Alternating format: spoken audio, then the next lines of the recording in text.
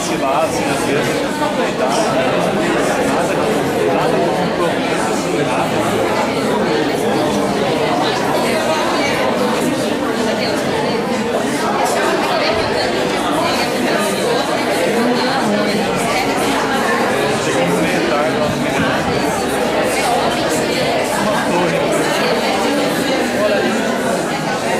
Era vazado, ia dar o caminho. Você tranquilo para chegar no jornal não, eles chegam no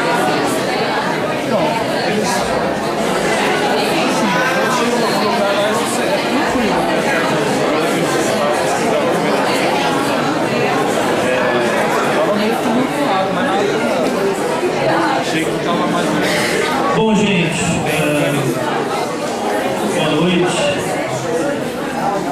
Quero, antes de mais nada, agradecer a presença desse auditório, né, dessa plateia que nos prestigia hoje. Dizer que é com muita honra que nós recebemos na noite de hoje a professora, doutora, camarada Anita Leocádia Prestes, que nos apresentará a sua mais recente obra, intitulada Luiz Carlos Prestes, O Combate por um Partido Revolucionário, período de 1958 a 1990. Alguns agradecimentos formais, nesse sentido, mais do que formalidade, obviamente. Agradecemos a presença do professor Milton Pinheiro, da Universidade Estadual da Bahia e do Instituto Caio Prado Júnior, que intermediou todo o contato com a professora Anita, que também se dispôs a debater conosco essa noite. O Instituto Caio Prado Júnior, que acaba de lançar o número 8 da revista Novos Temas, cujo tema central é a questão agrária. Rapidamente vou comentar aqui os autores que estão nesta edição. Uma entrevista inédita com o professor Istvan Mesaros abre esta edição. Um artigo de Ricardo Costa, titulado Marx e a Revolução Agrária. Um texto do próprio Marx sobre a nacionalização da terra. Artigo do professor Mauro Iazzi, a greve dos professores do ensino público federal, uma avaliação. Um artigo da professora Angélica Lovato, todos conhecem, professora aqui da Unesp, intitulado Cultura Brasileira e CPC da Uni, os cadernos do povo brasileiro na versão violão de rua. Um artigo de Golbery Lessa, intitulado A Concepção Negativa de Política, de José Chazin. Na seção História Imediata, um texto de Lenin, o Programa Agrário da Social-Democracia Russa, um texto de Plínio de Arruda Sampaio Júnior, A Atualidade e os Desafios da Reforma Agrária, um texto de Sérgio Sauer, titulado O Caminho da Roça, a questão agrária ainda dá samba no Brasil, e aí a sessão de resenhas, intitulada Ideias em Movimento, né, com uma resenha de Edmilson Costa sobre o livro Ascensão e Queda do Euro, do autor Jorge Figueiredo, o autor português Jorge Figueiredo, uma resenha de Pedro Ivo Jorge de Faria sobre o livro de Davi Maciel, intitulado de Sarney a Collor, Reformas Políticas, Democratização e Crise, de 1985 a 1990. Quem tiver interesse, R$25, né, fresquinho, temas candentes. Temos aqui, como ali na banca ao lado, o livro também da professora Anita Prestes, que também pelo valor de R$25, na banca ao lado, para quem tiver interesse. Claro que agradecemos também ao professor Antônio Carlos Mazeu, que é da Unesp aqui de Marília, e também membro do Instituto Caio Prado Júnior, por compor a mesa com a gente. Antes de passarmos a palavra aos conferencistas, alguns outros agradecimentos são necessários. pois sem o apoio dessas instâncias acadêmicas, essa atividade seria inviável. A iniciativa partiu do Núcleo de Estudos de Ontologia Marxiana, do qual eu faço parte, outros colegas, Marcelo, outros alunos que estão aqui também, o professor Mazeu coordena, né? E contou com o imprescindível apoio financeiro do Programa de Pós-Graduação em Ciências Sociais, a quem quero publicamente agradecer através da figura do seu atual coordenador, o professor Marcos Del Roio, que está entre nós. Assim como também devemos agradecer aos colegas do Departamento de Ciências Políticas e Econômicas, hoje coordenado pelo professor Paulo Eduardo Teixeira, também disponibilizou verba para a realização desse evento, e também a professora Noêmia Ramos Vieira, em nome de quem agradecemos ao Conselho de Cursos de Relações Internacionais, que também nos concedeu apoio financeiro. Por fim, mas não menos importante, a Seção Técnica de Apoio ao Ensino, Pesquisa e Extensão, SAEP, que nos oferece todo o suporte necessário aos nossos eventos, também como outras instituições acadêmicas que promovem o evento. Citando rapidamente, o Grupo de Pesquisa Cultura e Política do Mundo do Trabalho, Grupo de Pesquisa Pensamento Político Brasileiro e Latino-Americano, o Instituto Caio Prado Júnior, como já citei, o Instituto Astrogildo Pereira, a Fundação Dinarco Reis. Sei que eu estou me estendendo, mas eu preciso fazer um último registro. Gostaria de registrar que no ano de 1986, o camarada Luiz Carlos Prestes esteve na nossa instituição, nesse mesmo auditório, com a mediação do professor Jaime Gasparotto, que está aqui entre nós, mas eu e Eli Pimenta ajudaram na organização desse evento, né? Nós procuramos os registros dessa passagem do Prestes por Marília, né? Lembrar também que a própria coluna, ainda não como coluna propriamente, mas os tenentes avançam pelo interior de São Paulo, exatamente pela nossa região, rumo a Foz do Iguaçu, né? Mas, especificamente, o registro dessa passagem do Prestes aqui em 86, nós não conseguimos encontrar, talvez por imperícia desse que vos falo, né? Apenas a título de curiosidade, né, eu tenho aqui em minhas mãos um exemplar do livro do Abguar Bastos, Prestes e a Revolução Social, autografado pelo próprio Prestes, para um senhor chamado Serafim Chinchila Martins, a pedido do seu filho, Lincoln Chinchila Martins, que por acaso é o pai da professora Rubem Martins, do Departamento de Ciência da Informação. O senhor Serafim, um velho comunista de Marília, tinha um filho com o nome de Luiz Carlos. Isso não era por acaso. Bom, feitos os devidos agradecimentos e registros, passemos então a palavra à professora Anitta. No momento em que você falar...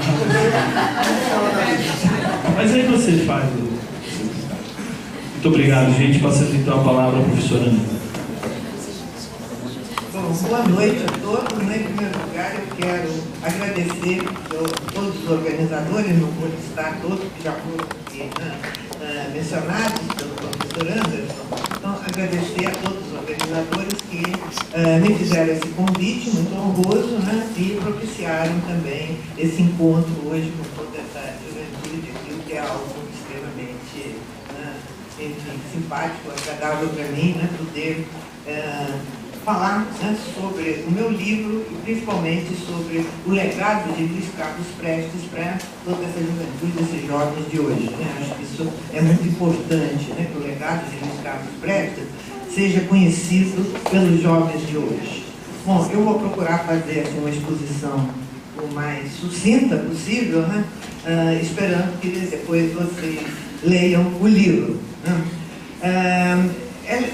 Eu tenho que começar dizendo que esse livro é o último de toda uma série que eu venho escrevendo e publicando há cerca de 30 anos, os meus trabalhos de pesquisa na qualidade de historiadora, né, em que eu tenho estudado diferentes aspectos, né, da história do Brasil contemporâneo, século XX principalmente, né, da vida política de Luiz Carlos Prestes e da história do PCB, até porque são dois temas profundamente entrelaçados.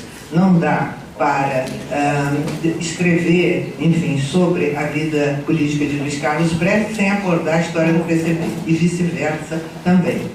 Então, se trata de um trabalho de pesquisa histórica, um trabalho de história política, né, em que eu procuro, entre outras coisas, enfrentar, né, as distorções da história oficial. Como sempre, né, são as classes dominantes que produzem, né, através dos seus intelectuais orgânicos, né, a história oficial de acordo com os interesses desses setores dominantes na sociedade. E no que diz respeito tanto à história dos comunistas brasileiros e do PCB, e em particular do Prestes, acontece a mesma coisa. Então a gente vai ver que a história oficial, aquela que aparece às vezes nos compêndios escolares, que também aparece muito pouco, né? A história dos comunistas, do PCB e do Prestes nos compêndios escolares, aquela que é passada pela mídia, né? Nos jornais, na televisão, enfim, inclusive também nos livros de muitos historiadores e cientistas sociais, é uma história frequentemente, né,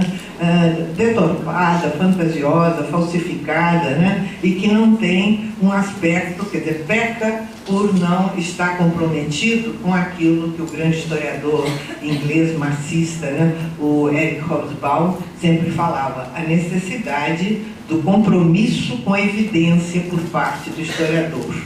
Então, frequentemente, o que a gente observa é que esse compromisso não existe.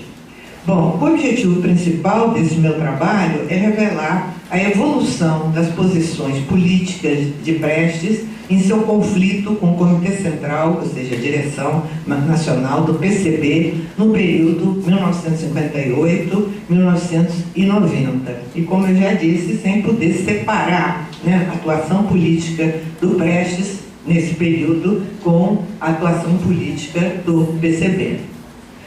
Quanto à metodologia do trabalho, se trata de um trabalho de história política, baseado principalmente nos clássicos do marxismo e, em particular, né, no pensamento de Antônio Gramsci, na medida que, na minha opinião, Antônio Gramsci deu uma contribuição muito importante para o historiador que trabalha com história política. Não só para isso, evidentemente, além disso, Gramsci foi um grande revolucionário, foi organizador do Partido Comunista Italiano, mas o seu pensamento, que ele deixou registrado, né, na sua obra, eu acho que contribui muito para quem está realizando um trabalho baseado em história política marxista, e seguindo, né, a orientação, como eu já falei, né, do Hobsbawm, ou seja, um compromisso com a evidência. As balizas cronológicas, né, adotadas nesse trabalho, ou seja, 1958-1990. 1990, porque é o ano em que o Prestes veio a falecer, né, em março de 1990. 1958, por quê? Porque é o ano em que vem à luz um documento que vai ter história, né, na vida dos comunistas brasileiros, a Declaração de Março de 1958, que surge, né, como grande parte, né, resultado da crise do 20º Congresso do Partido Comunista da União Soviética, crise essa que abalou profundamente todo o movimento comunista internacional. O 20º Congresso do Partido Comunista da União Soviética se realizou no início de 1956 e foi a denúncia, né, do stalinismo, dos crimes de Stalin, o famoso informe secreto de Khrushchev. Não vou entrar nesses detalhes aqui no momento, né? Esse verdadeiro cataclisma, né, que tem lugar na época, nesses anos 56, 57, no movimento comunista internacional, não podia deixar, né, de atingir o PCB também, Partido Comunista Brasileiro. E é no bojo dessa crise de bastante gente sai do partido, outros são expulsos, enfim, também não vou entrar aqui em detalhes, tanto nesse meu livro como principalmente no meu livro anterior, Os Comunistas Brasileiros, a Política do PCB no período anterior, eu abordo com certo vagar, né, essa questão da Declaração de Março de 1958. E aqui eu quero só caracterizar rapidamente que ela vai, né, se destacar por ser um momento de abandono da política sectária e estreita anterior do PCB, ou seja, da política que vinha dos documentos do PCB de 1948, 49, principalmente do famoso Manifesto de Agosto de 1950 e, em grande medida, reafirmada no 4º Congresso do PCB, realizado no final de 1954, política essa que fazia uma análise bastante depois visto, né, irrealista da sociedade brasileira, achando que no Brasil havia condições para desencadear a luta armada, fazendo uma caracterização, inclusive, do governo Vargas, né, Getúlio eleito em outubro de 1950, presidente da República, né, com uma votação expressiva, e o PCB considerava que era um governo de traição nacional que tinha que ser posto abaixo através da luta armada. Quer dizer, essa política se revelou totalmente inviável, né, sectária, estreita, né, e em 58, portanto, é feita uma revisão dessa política. Mas o que é interessante destacar? Que, embora a tática do PCB seja revista, e a partir da Declaração de 1958 se abandona essa palavra de ordem de luta armada imediata, de derrubada do governo, etc., mas, quer dizer, então a tática é mudada, se adota uma tática de partir por um processo eleitoral, a luta, como se dizia, por um governo nacionalista e democrático que realizasse reformas, né, de caráter nacionalista e democrático, portanto, contra o latifúndio, contra o imperialismo, enfim, pela democracia. Mas se a tática mudava, o que é muito interessante destacar, e eu venho sublinhando isso desde 1980, quando eu publiquei um artigo intitulado "A que herança os comunistas devem renunciar", se reafirmava a ideologia nacional libertadora nesse documento de 58. O que significa isso? Se reafirmava, né, uma concepção estratégica da Revolução Brasileira que vinha no PCB desde os anos 20. Então, décadas a fio, essa estratégia permanecia, embora a tática frequentemente mudasse. Ora ia para a esquerda, ora ia para a direita. O que era essa ideologia nacional libertadora? Era a concepção etapista da Revolução Brasileira, ou seja, a ideia que, para se chegar ao socialismo, objetivo, né, final do Partido Comunista, seria necessário realizar praticamente duas revoluções, ou como se dizia, duas etapas.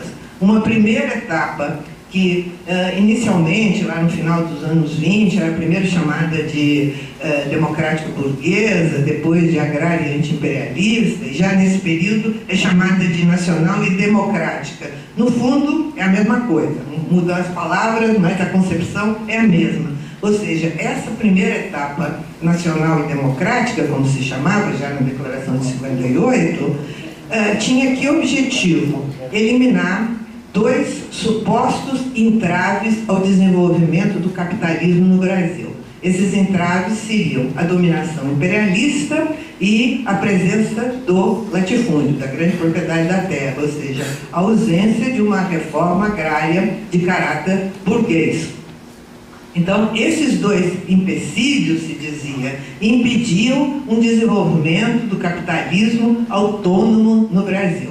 Então, essa etapa nacional e democrática, né, seguindo essa concepção que eu chamo de nacional libertadora, tinha por objetivo eliminar esses dois empecilhos, esses dois obstáculos, para que o capitalismo se pudesse desenvolver no Brasil. Um capitalismo autônomo, né, se desenvolvesse no Brasil. E aí, na medida em que o capitalismo autônomo se desenvolvesse, isso levaria a que a classe operária crescesse, se fortalecesse, etc., e fosse possível, então, se partir para uma segunda etapa da Revolução, a etapa socialista. É claro que os comunistas sempre afirmavam também que já nessa primeira etapa da Revolução era fundamental que o proletariado, dirigido pelo seu partido, o Partido Comunista, conquistasse a hegemonia nesse processo para que se pudesse o mais rapidamente possível transitar da primeira etapa para a segunda etapa da Revolução.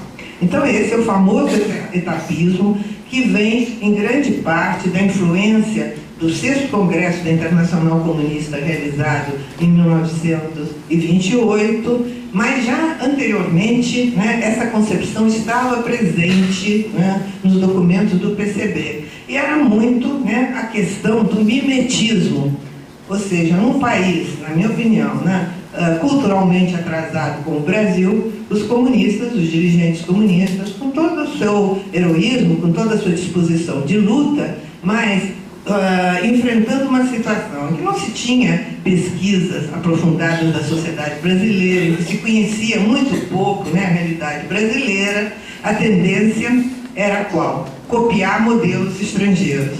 Então, a influência da Revolução Russa de 1917 era enorme. Todo mundo queria repetir, né, uma Revolução Russa, um modelo. E aí se apelava muito para a obra de Lenin, As Duas Táticas da Social-Democracia na Primeira Revolução Russa, que foi um livro escrito lá no início do século XIX, que tinha em vista o processo revolucionário na Rússia. Só que o Brasil não era a Rússia, as condições eram muito diferentes, né? E a cópia de modelos, como já ficou mais do que provado, né, não leva a êxito, leva a fracasso.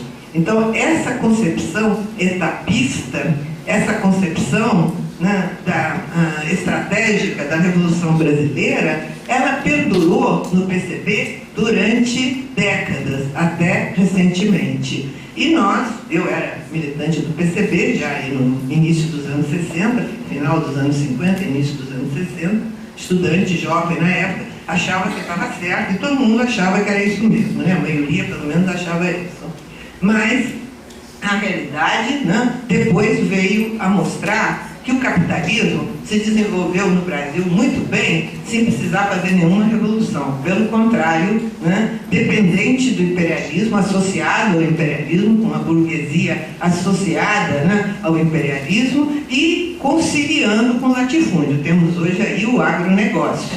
Quer dizer, muitos estudos, principalmente a partir já dos anos 70, de sociólogos como Chico de Oliveira e outros, nos procuraram mostrar e revelaram, a partir das pesquisas realizadas, que não tinha cabimento, né, essa primeira etapa da Revolução, que não tinha cabimento a ideia de desenvolver um capitalismo autônomo. Isso era impossível. Quer dizer, o capitalismo que nós tínhamos e temos hoje no Brasil, né, é o capitalismo possível nessas condições de um país que chegou mais tarde ao capitalismo, né, quando os países centrais já estavam na sua fase, né, imperialista. Então isso levou a que o capitalismo no Brasil não pudesse ser outro, a não ser assim, conciliado com o latifúndio, né, e dependente do imperialismo, mas nem por isso deixou de se desenvolver enormemente o capitalismo.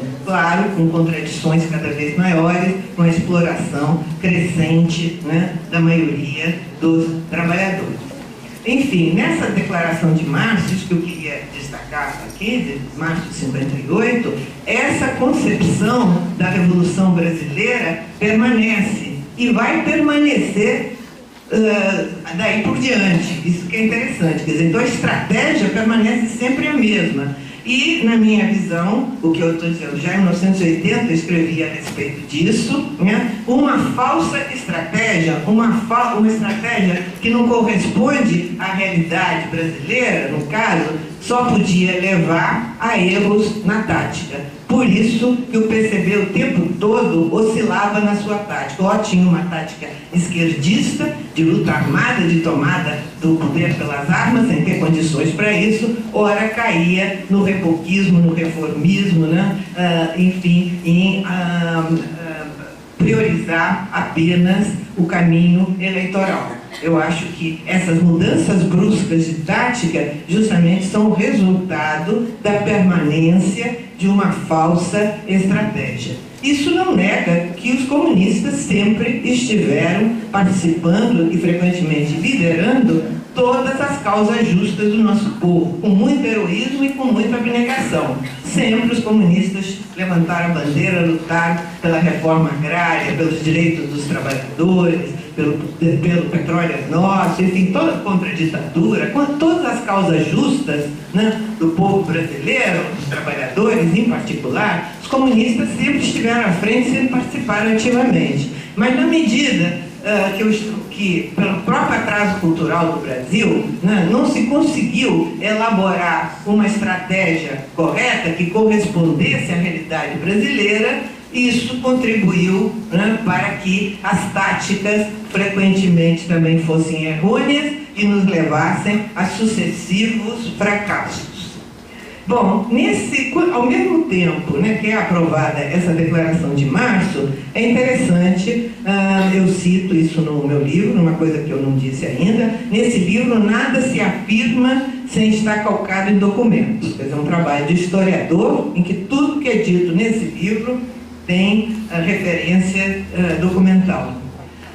Nesse mesmo momento, né, em que o Prestes concilia, como ele vai dizer mais adiante, né, com a ala mais à direita dentro da direção do partido, para poder, inclusive, derrotar aqueles que não queriam mudar aquela política, né, estreita e sectária de que eu falava há pouco. Então ele concilia com essa maioria mais inclinada para a direita, mais reformista, para conseguir aprovar essa declaração de março e manter a unidade do PCB. O PCB corria o risco, naquele momento, de se esfacelar, se dividir em vários pedaços. Mas já nesse momento, o Prestes publica um artigo em que ele adverte o perigo do reformismo, adverte o perigo da preocupação com, né, o momento atual, abandonar os objetivos revolucionários.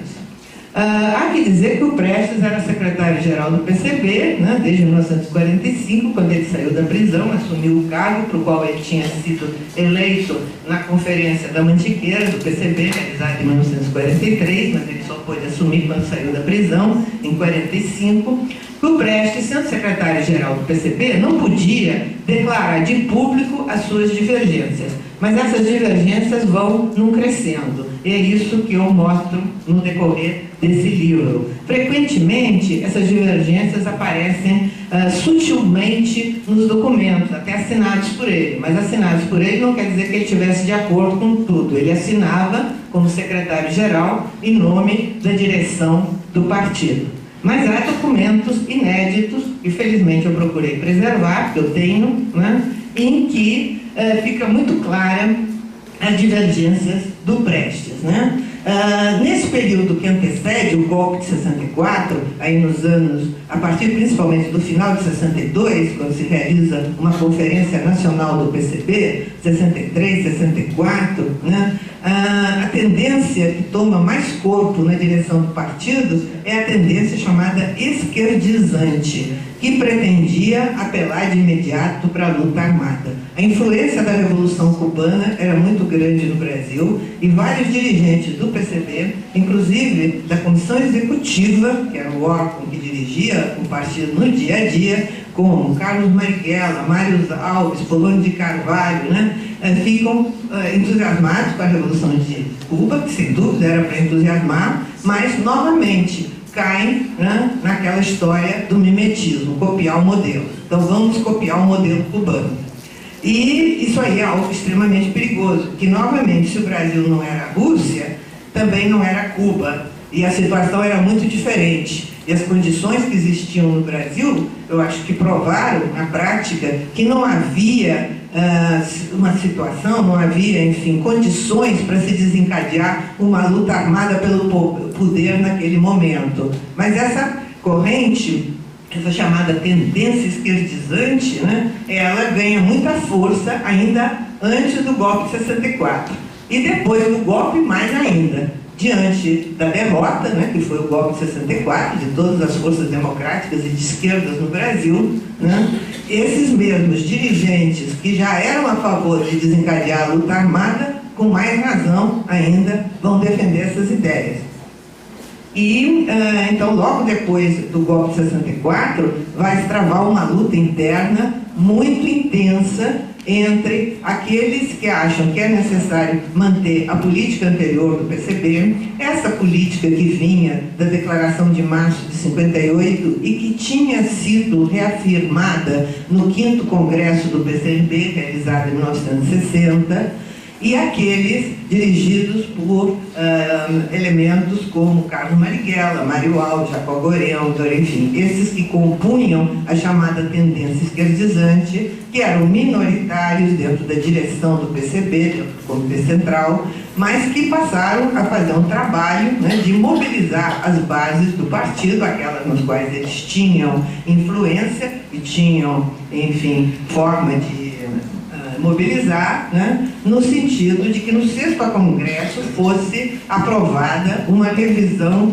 drástica da orientação política do PCB, revisão essa que apontava no sentido de imediato partir para a preparação da luta armada e a derrubada da ditadura através da luta armada. Havia várias nuances, né, dentro dessa tendência esquerdista, havia várias nuances, mas no fundamental era isso, a luta contra a ditadura através, né, da derrubada, através das armas, né, da luta armada. Essa tendência é derrotada, né, no 6º Congresso do PCB, e o Prestes tem um papel muito importante, né, entendendo que naquele momento, se essa tendência esquerdizante fosse vitoriosa, o PCB seria aniquilado, como afinal foram, né, a ALN, o PCBR, todas essas organizações criadas por esses dirigentes que, por sinal, foram expulsos, né, do PCB e partiram para pôr em prática esses seus objetivos de luta armada. E foram realmente, como é sabido, lamentavelmente, né, foram totalmente enfim, derrotados, né, e massacrados, a palavra é essa, massacrados pelo governo da ditadura, pelo exército brasileiro e as forças repressoras, né? Então, no 6º Congresso, por outro lado, o Prestes tem clareza, e ele vai dizer isso em várias ocasiões, né, de que, mais uma vez, ele teve que conciliar com a maioria do Comitê Central para conseguir derrotar a tendência esquerdizante. Mas ele mesmo reconhece que não foi fácil para ele conseguir essa unidade no 6º Congresso. Se a gente compara, como eu faço aqui, os documentos, o informe ao 6º Congresso que ele apresenta com a resolução do 6º Congresso, a gente pode ver a diferença que existe entre o que é dito no informe e na resolução. Eu cito os trechos que são diferentes. Quer dizer, então o Prestes já naquele momento começa, né, a ter divergências muito sérias com o Comitê Central e a levantar a questão, inclusive, né, da crítica ao etapismo. Isso vai ficar mais claro mais adiante. Em 1969, o Prestes propõe uma discussão no Comitê Central, que está atuando clandestinamente, né, com uma repressão muito grande no Brasil, como vocês sabem. E esse documento, o Comitê Central se recusa a discutir, alegando que não corresponde às resoluções do 6º Congresso, quer dizer, que se recusam a discutir. Nesse documento, né, o Prestes deixa claro, eu cito trechos desse documento, o documento existe, até pouco tempo atrás ele estava inédito, o Prestes não podia divulgar porque ele era secretário-geral do PCB, e o documento não foi aprovado na direção do partido, não foi sequer discutido, né?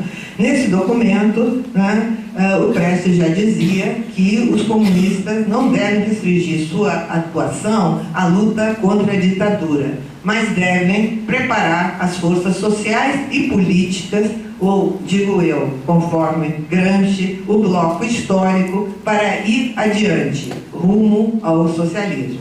Na minha opinião, justamente foi isso que faltou em 64, né, no momento do golpe. Não se tinha organizado essas forças sociais e políticas, ou usando a terminologia do Gramsci, o bloco histórico capaz de levar adiante a luta revolucionária. A partir de 71, o Prestes, por decisão do Comitê Central, vai para o exílio, em Moscou, devido à situação aqui da repressão muito forte no Brasil.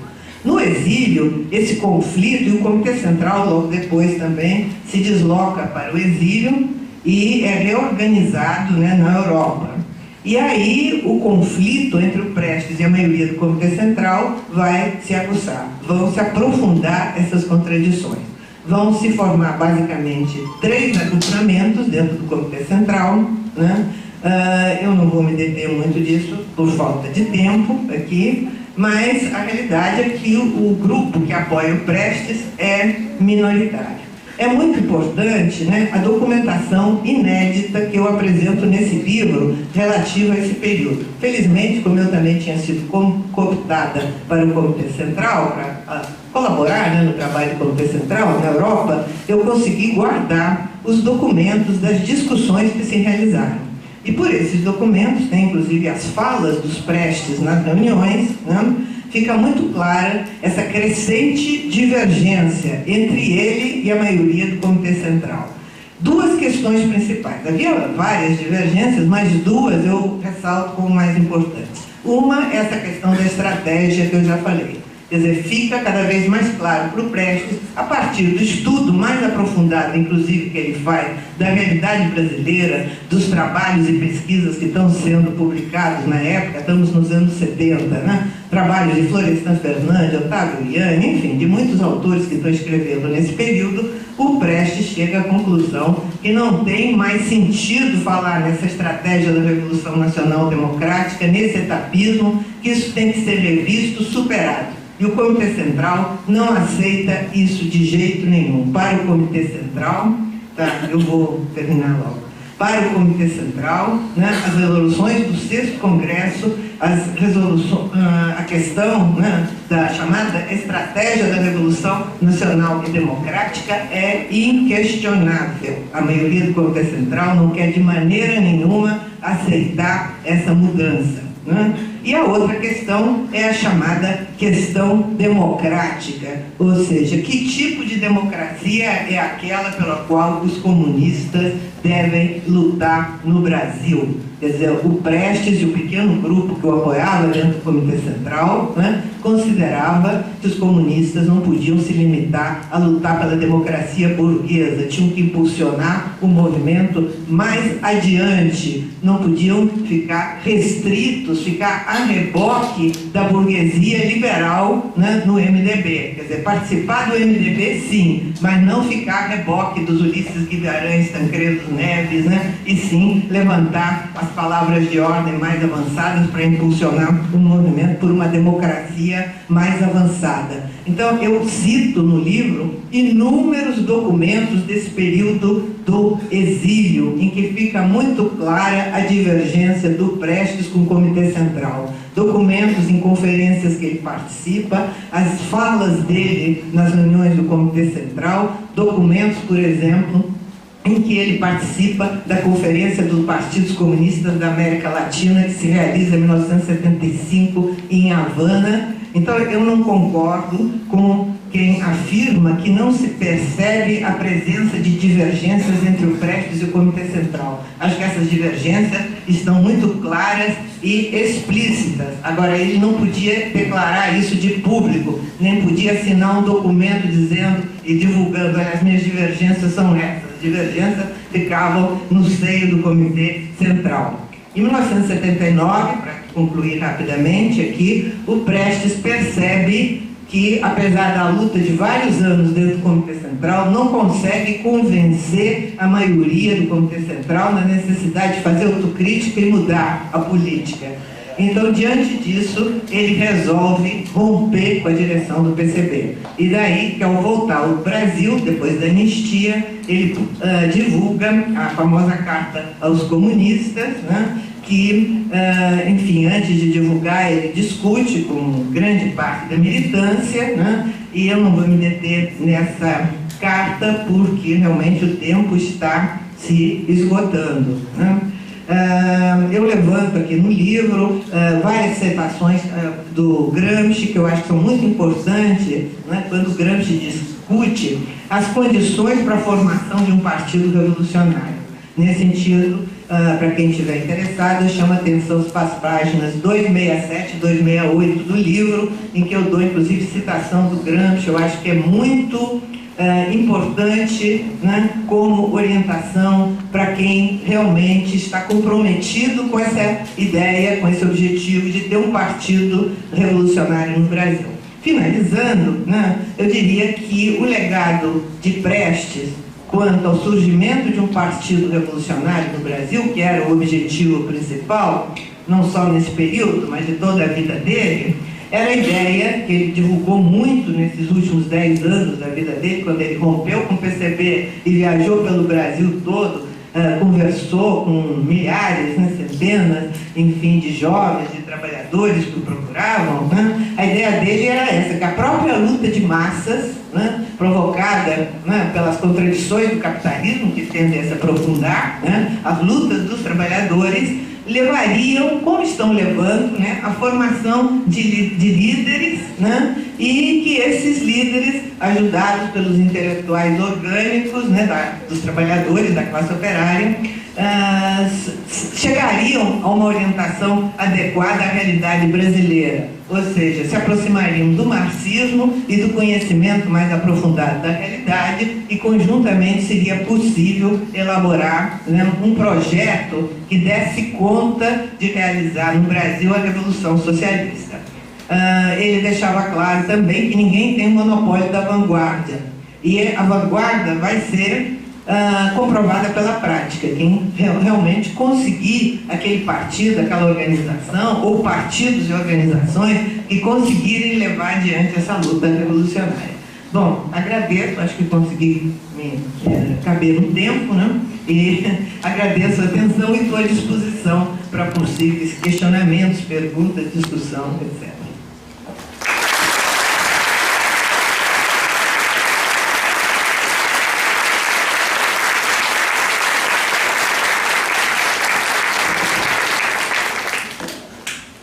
Mais uma vez, agradecer a professora Anita pela possibilidade desse momento histórico em nossa universidade e pela contribuição ao debate da questão do partido, atuação de Prestes.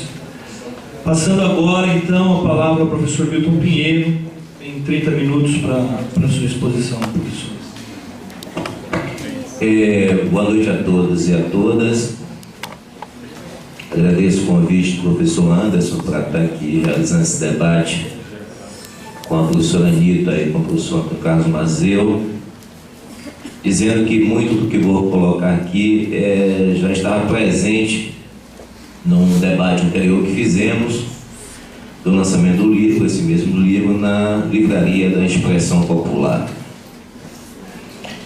É bom reconhecer que o livro da professora Anita traz muitas novidades que se acrescentam à historiografia brasileira sobre a questão do PCB, sobre a questão dessa figura legendária da história do século XX em nosso país, que é o Luiz Carlos Prestes. Esse conjunto de documentos não só tem vida a público mais recentemente, mas também pela particularidade da convivência da professora Anita de forma privilegiada nesses debates a partir da sua relação familiar com o ex-senador Luiz Carlos Prestes. Eu diria, para começar esse debate, que a relação de Prestes com o PCB é uma relação de conflitos, impasses, integração, desde o seu primeiro momento, ou seja, do primeiro momento histórico que ele entra no partido. Ele entra no partido por uma ação da Internacional Comunista, de certa forma, bancando esse ingresso, em contradição com algumas manifestações da direção do partido no Brasil, que tinha resistência à entrada de Prestes no PCB. Isso é apenas um preâmbulo desse longo processo de integração, conflito, impasse que existiu na relação entre o PCB e Luiz Carlos Prestes, mesmo ele sendo secretário-geral do partido por quase 40 anos.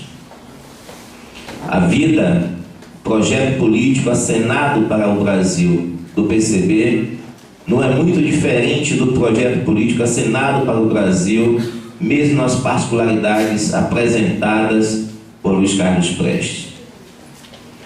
Porém, tem um cenário muito específico, que é o cenário de 22 a 1992. Eu acho que aí o PCB configura, do ponto de vista teórico, do ponto de vista estratégico e do ponto de vista tático, uma representação simbólica do que é ser comunista e lutar pela Revolução no Brasil. Pós 1992, esse partido se configura numa nova ordem da compreensão da especificidade brasileira dentro do projeto de revolução mundial e, ao mesmo tempo, compreende a realidade brasileira a partir pelo novo histórico teórico que vai elucidar uma perspectiva estratégica socialista e uma tática subordinada a essa mesma estratégia. Então, conversamos aqui, para que fique claro, do PCB de 1922 ao PCB de 1992. E conversamos sobre Prestes, em particular, do Prestes do exílio e do Prestes da Carta aos Comunistas e da sua trajetória até a sua morte, e aí, efetivamente, se configura uma ruptura com aquele capital analítico que interpretava o Brasil e que lutava no Brasil pela Revolução. Por mais que encontremos discrepância nesse projeto de revolução e na sua consonância com o conjunto dos trabalhadores naquele momento específico. A gente poderia afirmar, né, que o projeto do PCB de 22 a 92, ele se configura na tese da Revolução Nacional Democrática e efetivamente de corte etapista. Em alguns momentos acentuando o caráter nacional desenvolvimentista da luta, em outros momentos acentuando o caráter nacional libertador da luta, mas consolidado dentro desse projeto, sem maior configuração e discrepância com o projeto do 6º Congresso da Internacional Comunista. Foi sempre assim? Não. Quem lê o professor Michel Zaidan, nos dois primeiros livros dele sobre a década de 20, vai encontrar lá uma perspectiva de nacionalização do comunismo no Brasil. Esse projeto foi derrotado pela presença assintosa da Internacional sobre o partido, e esse projeto foi derrotado pela saída de postos estratégicos no partido de figuras como Otávio Brandão, Astrogildo Pereira e tantos outros naquele momento. Para que se tenha ideia dessa desfiguração do PCB a partir dessa presença forte da Internacional no partido, nas orientações do partido, o partido tem, num curto período de 5 anos, 6 secretários-gerais, né? A partir da saída de Astrogildo Pereira e até o levante de 1935. Isso é pautado pelas contradições, na verdade, que envolvem a relação do PCB com o secretariado da 4ª Nacional aqui no sul do continente e, ao mesmo tempo, pela nova conformação do partido no seu projeto de seguir as orientações da Internacional. Eu caracterizaria nessa discussão, para relacionar Prestes do PCB e daí extrair lições como análise desse processo, eu diria que o PCB, nesse contexto que eu acentuei com essas balizas cronológicas aqui apresentadas, né, que nós tivemos efetivamente uma dupla característica nesse partido. Primeiro, a inconsistente análise da realidade concreta que marcou o instrumental teórico do PCB para encontrar a especificidade brasileira. Isso é importante qualificar.